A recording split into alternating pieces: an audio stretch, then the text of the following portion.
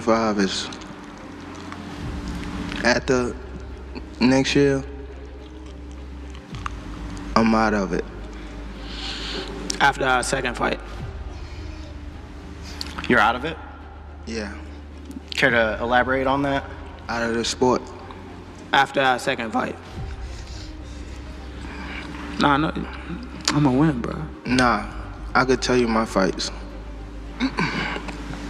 Music. Boxing fans, brace yourselves. 2025 is about to be the most explosive year the sport has seen in decades. After months of speculation, rumors, and heated confrontations, it's official: Gervonta "Tank" Davis will step into the ring with the undefeated legend Floyd "Money" Mayweather in September 2025. This isn't just any fight, it's the fight that could define Tank's legacy as he prepares to hang up his gloves. But how did we get here, and why does this showdown feel less like a sporting event and more like a battle for ultimate supremacy? Let's break it all down. Gervonta Davis shocked the world when he announced that 2025 would be his final year in boxing. 25 is at the next year. I'm out of it. After that second fight, you're out of it. Yeah, care to elaborate on that? Out of the sport after our second fight, and no, I'm going win, bro. Nah, I could tell you my fights fans couldn't believe it. Why would someone at the peak of their career with so much more to prove decide to walk away? But for Tank, it's all about ending his career on a high note, leaving no doubts about his greatness. How you retiring? What change make? Is trash garbage. If you got the opportunity to sign a prospect for GTD, who will be Gervonta, something should have happened throughout this time, because when I saw at the Frank Martin press conference, it looked like you were like,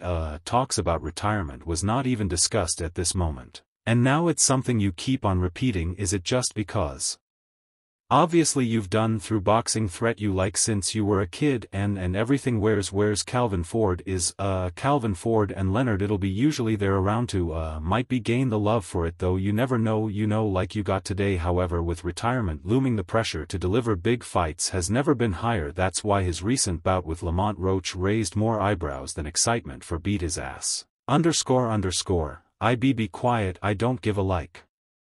Twist it up, I don't give a mother. He can't, none of that, not at all. Telling you I'm him up, not at all, never, nothing. What do I look like? Music. Getting okay, that a never going to stop, nothing over here, and he going to pay for it. I gooer for it, I guarantee, calm down, brother, come to the fight. They probably going to get you.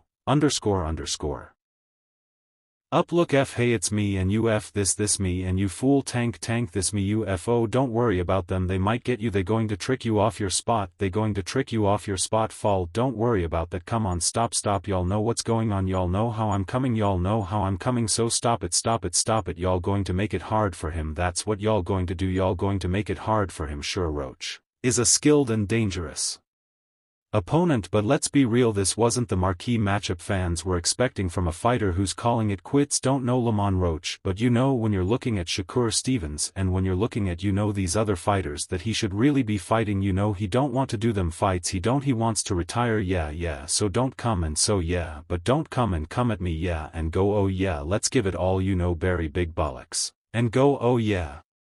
Let's give him some stick and then make out like we want the fight, and then we send an offer over, and then you fight for 15 million, and yet you fight Lamont Roach. Don't do all that. Do you know me? It was a real offer that was true, then it was a real offer we offered. I said listen, you keep talking, My promoter is going to get back to you in 48 hours, 50 minutes. Initial office sent over, but was it, and didn't let him out to play his boss, didn't let him out, that's it. So he want to talk about 50 million first offer. There was room to negotiate, of course there was, but he's an idiot. I don't even know if he knows what negotiating means. The buzz around the fight was decent, but ticket sales struggled, and critics were quick to call it a warm-up rather than a defining moment in Tank's career. Fans wanted fireworks, and instead they got a fight that felt more like a technical sparring session. The fact that Lamont Roach is as familiar with Tank Davis as he is, it goes beyond them fighting in the amateurs. They've spent time and camp together. He's been around Tank, he's seen Tank up close and personal. Whether he's in the ring with them or not, that matters, and a guy's rhythm when their speed, when what they're thinking. That Changes everything you know, saying all to say that because I know we got a lot of people, it don't matter when he get hit, he going to sleep, just wait for it, this might be a fight until he gets hit, and if then again he's tasted that before, so if he gets hit and he doesn't go away, we got a fight on our hands, you know. I think it's a good fight, I think it's a good fight, I think that there's better fights for Tank Davis, but this is a good fight for him. Before this bombshell announcement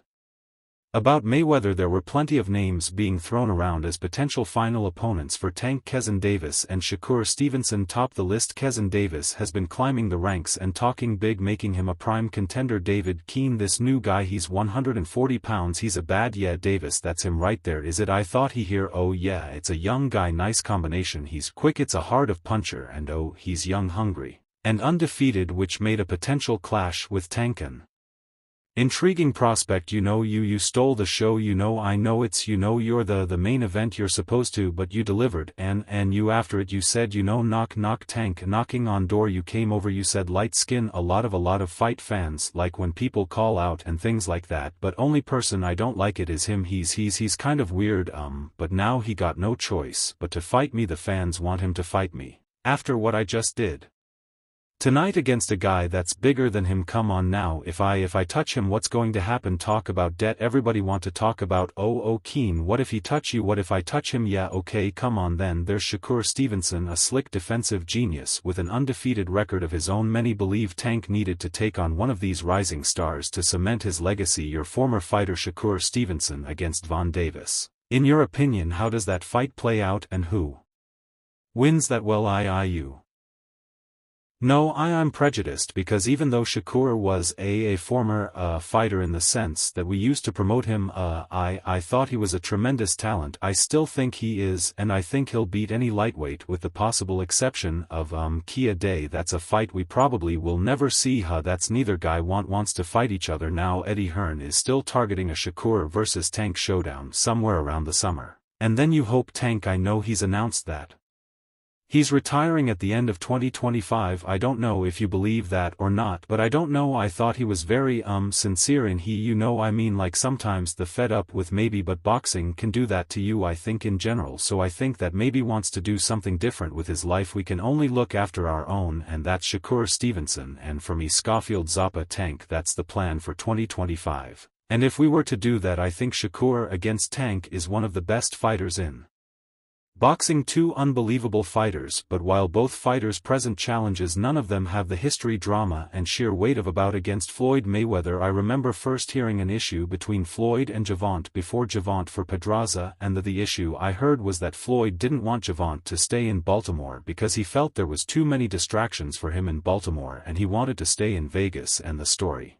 I was told at that time was that Floyd gave Gervonta one of his penthouses or one of his apartments in the Palms Hotel, and he said, this is your apartment, I'll furnish it for you.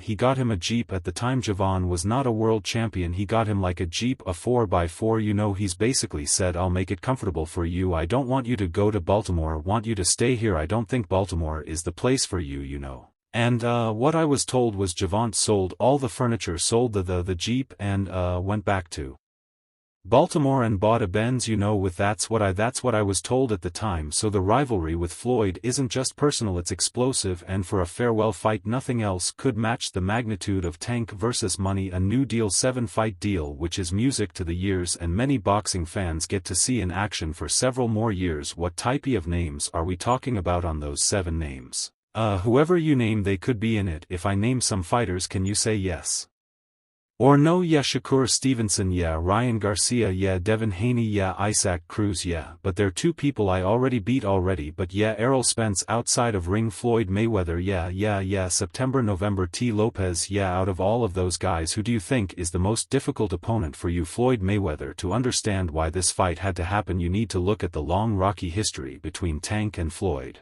What started as a mentor-protege relationship quickly spiraled into one of the most toxic rivalries in boxing. Floyd Mayweather was once Tank's biggest supporter, taking him under his wing and molding him into the star he is today. Tank name, he was a young kid, came up to me when he was a kid, wanted to autograph. I signed his phone for him and told him, you'll be world champion someday.